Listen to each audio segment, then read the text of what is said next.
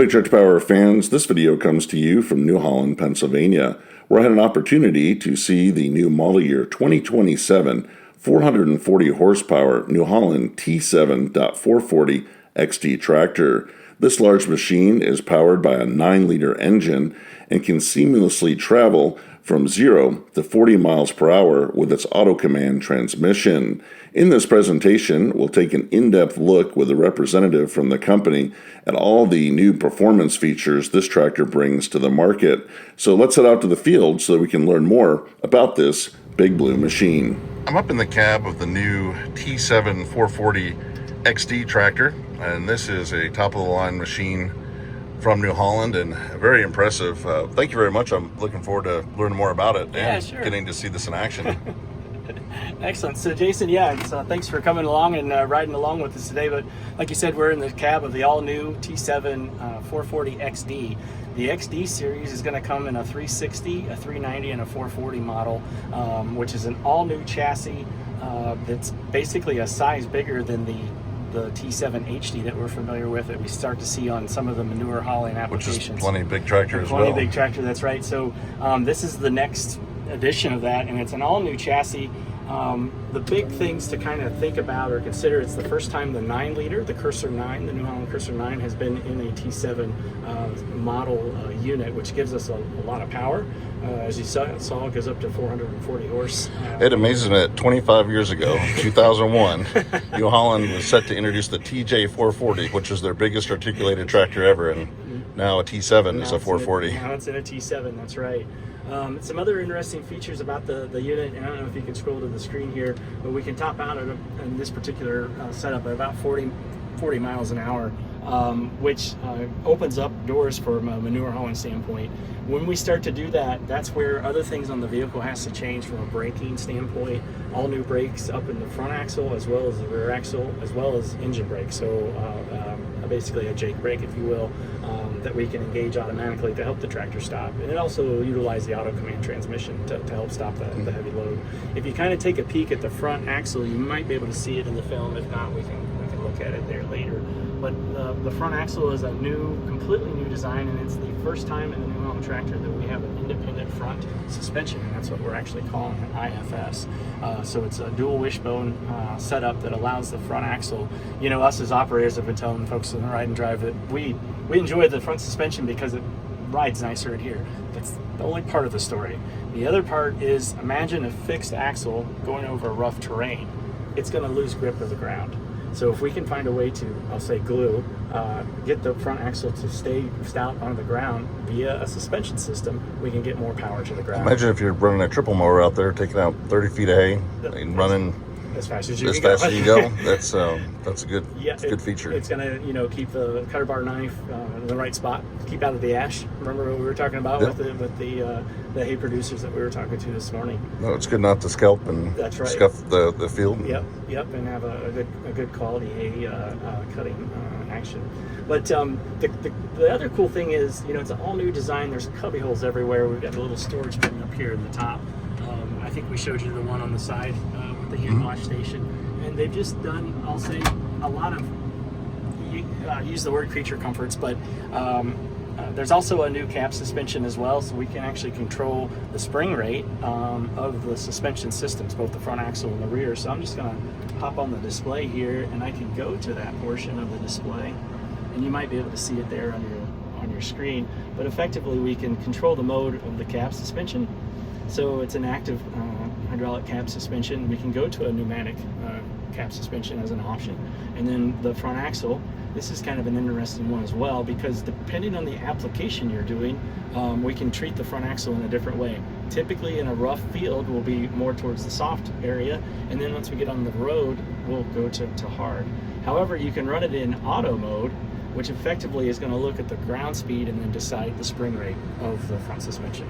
which takes one less thing the operator's got to do when they're moving back and forth between the fields. Oh, that all feature is great. Yeah, exactly. So we can tap back in here. From a standpoint of running the CVT or running the auto command transmission, we can just use our buttons here to toggle between our preset speeds. That's right, these are just presets. They don't really have anything to do with the actual transmission, because in the auto command, we just command a ground speed.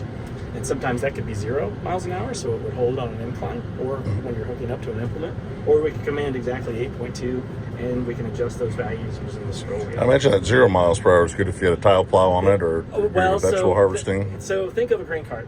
So when I was in high school, middle school, running grain carts and stuff, the truck drivers always would mess with me, and they'd park on a hill. With a power shift transmission tractor, you had to clutch and brake just to inch to top off the truck.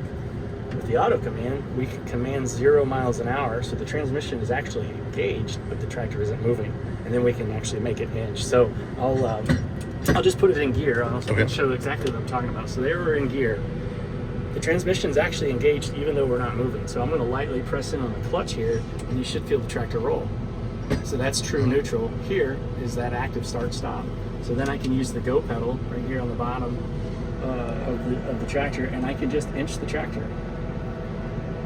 And this happens at any RPM. So if we fix the RPM to PTO unloading speed of the grain cart, for instance, 1,000 RPM on the PTO, probably 1,500 to 1,600, some number on the engine, we can inch the tractor and top off the grain cart, or top off the truck. That's nice. On an incline. It's one of the coolest things you can do with CVTs, or with auto commands, I'm sorry. But there's a lot of interesting things that you can start to do with tractors from the standpoint of entering approaches. We can use the handle, the four-space handle, and inch the tractor ahead to maintain some speed, and then I can take over with the go pedal, so we'll move this down. And so we can inch this up, and you'll be able to see kind of some of the tricks that you can do with the auto command. One of those, we can do an instant shuttle. So I'm going to shuttle into reverse by just tapping this button. In fact, I'm going to use the joystick over here just to kind of show it. It might be a little easier to see on the camera. But this is our auxiliary joystick. The buttons that are orange that have to do with powertrain. So I can toggle the speed down and go to 3. Well, in this case, a set point of 3, but because of where my graph is, it's roughly about 1.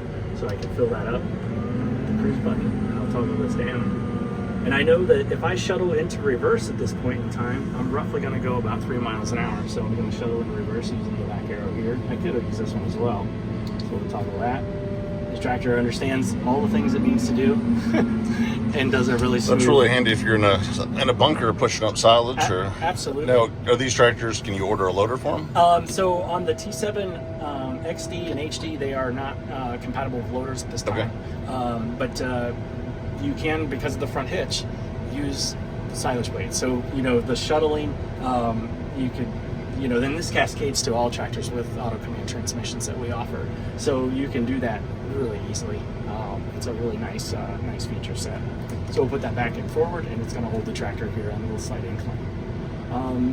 And then the entire time we did those experiments, if we know, this is another beauty of the auto command. At 850 engine revs, I'm going to go ahead and inch the tractor ahead and watch what the new value is. The new value for the engine RPM is about 1100. It found its home.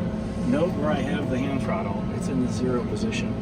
And what I mean by that is we've told the tractor, hey, it's your job to figure out the transmission ratio and the engine RPM. I just want you to give me 2.5 miles an hour. So if we induced a load, in this case, something on the back on the drawbar, so I'm coming to a stop here, and the tractor senses that load, it's going to adjust the transmission ratio and the engine RPM to give us the power we need. When it doesn't need it, it's going to go back to idle. That's a whole lot different than having to find the right gear or compromise between two. Exactly. And so you can tap here on this part of the display.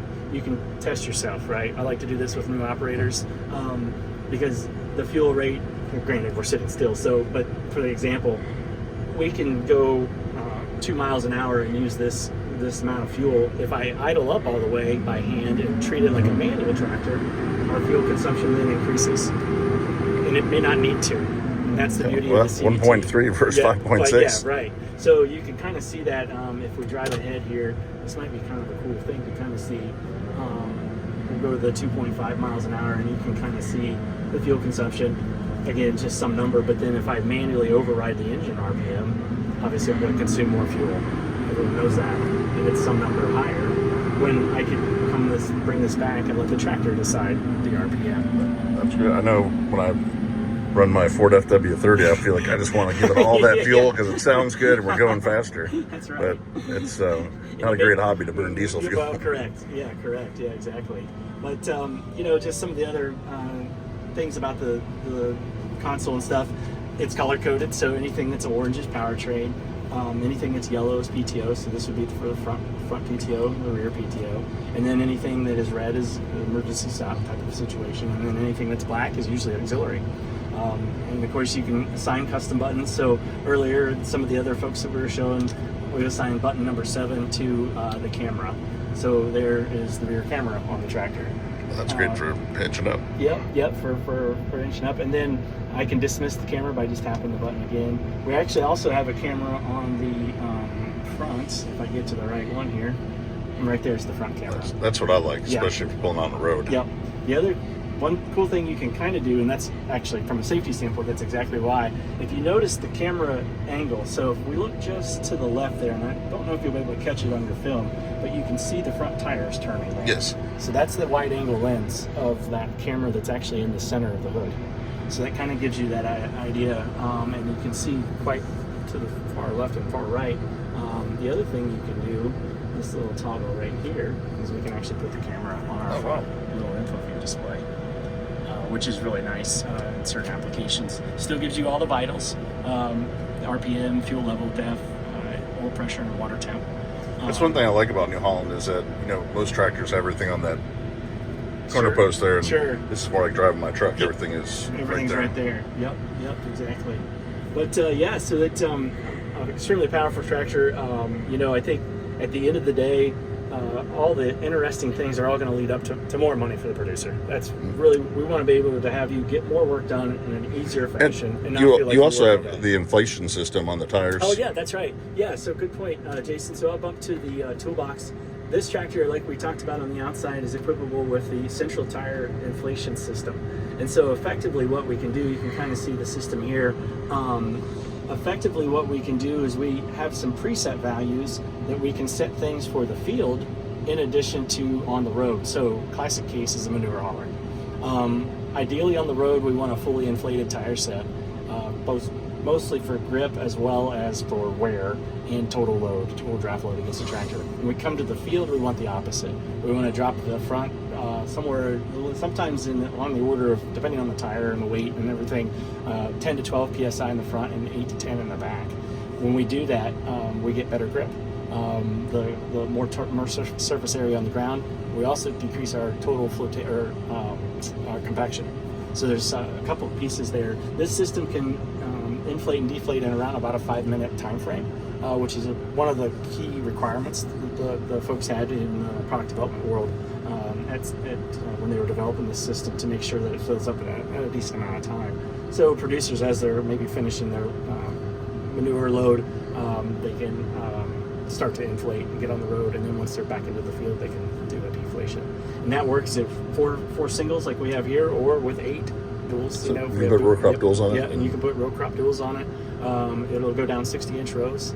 From a turning radius standpoint, we're roughly 40-foot diameter, so it'll turn on a 16-row planer or a 20-foot radius, and just really maneuverable of a tractor that allows us to. And what does a tractor like this weigh? You know, it's in that it's about the similar weight capabilities of the T8, so in that 30 to 35,000 pound range, depending on ballast. Max ballast is in that range. And then, of course, you know, wheel weights and front weights like you saw there to ballast it for the situation that you're doing. Okay. Yeah. And then I have one more question, Yeah, sure. and this is because I always look at these as big toys, and this is a cool looking tractor. I like the New Holland Leaf on the brake lights in the back. You saw that, yeah. But it's a new color blue. Yeah, that's right. Yeah, we almost forgot to talk about that. So, starting with model year 27, you're going to start to see what we're going to call a new dynamic blue, and that's a new blue that's going to cascade through the entire tractor offering from New Holland. And then we will still offer the blue power edition. So I don't know if you can kind of see on the floor mat here, this particular model is equipped with the blue power edition, which comes with, I'll say, some interesting creature comforts like a silver grille on a slightly different offset blue, that's even has some flakes in it, and it just pops. And you'll see it when you compare it to a standard blue tractor. And it's always been an option mostly on vehicles that are CV or auto command in the T7 and T8 lineup. And so this one's equipped with that, but the new blue is extremely dynamic. It's actually, it pops, and it's really noticeable, and you'll start to see that coming up at Farm Progress. Oh, I'm looking forward to seeing. So T5 to T9. Yeah. So eventually, as we transition, it's not all at once. T8s, sprayers, T7s will start. There's actually T9s, so it's cascading through the offering, and then everything will come with silver wheels. So it'll be a really neat, I'll say, refresh when it comes to the new blue, the new dynamic blue. Looking forward to seeing it. Yeah, it's going to be great. Well, thank you for the information, and I'd love to take it for a spin and see it working out here in the field. That's perfect, Jason. All right, thanks a lot. Thank you. Yep. Here we can see the operator's view of the tractor. Really nice cab, everything over here, and your controls, and you can drive it here through this, and also there's the foot pedal on the floor that can be used as well. Just a very nice tractor, great ride, nice visibility out the back, and this would definitely be a great row crop tractor, baling, manure spreading, dairy tractor for pushing bunks, and the steering is also very nice.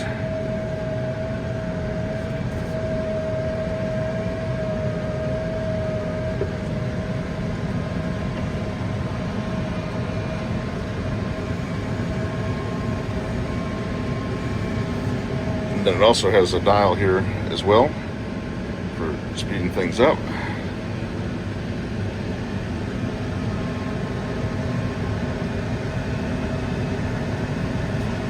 All right, so with the IFS that's available as standard equipment on the T7 XD models, that's the 360, 390, and the 440, we can actually move the suspension by hand.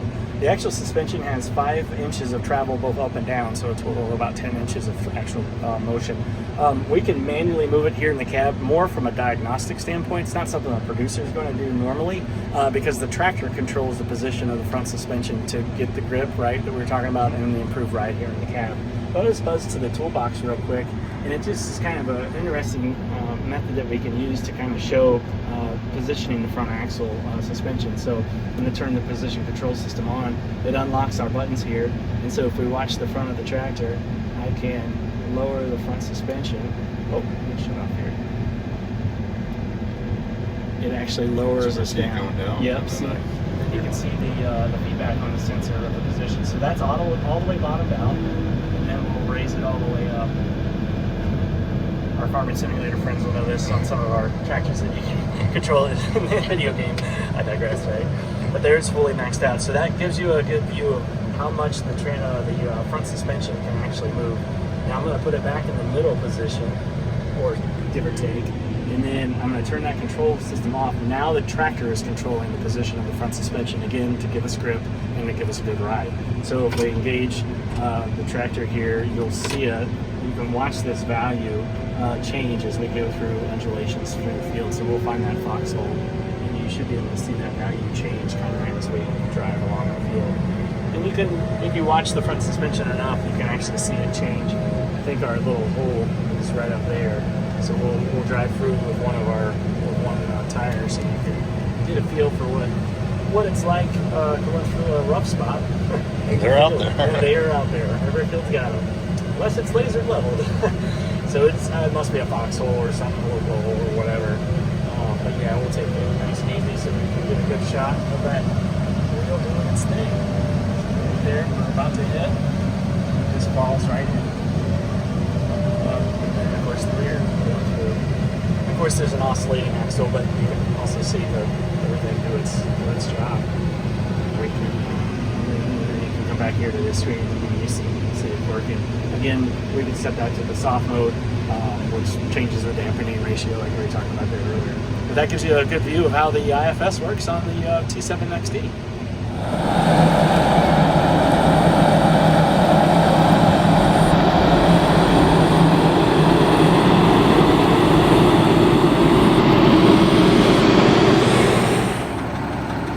T7 has a monoframe weight which attaches to the front easily, but you can also detach some of the weight from the monoframe. So if you need a little bit less, pull some pins and you can lighten the tractor if you need to, or you can fully weight it to put all that power to the ground. The tractor has storage compartments here.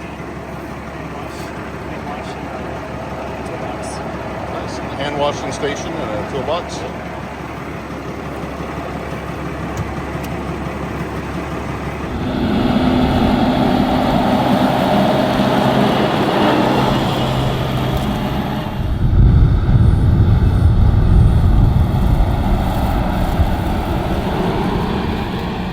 I hope that you've enjoyed spending some time learning about the New Holland T7.440 XD tractor. It is certainly an impressive machine, and I look forward to tracking one down at work in the field soon to share with you.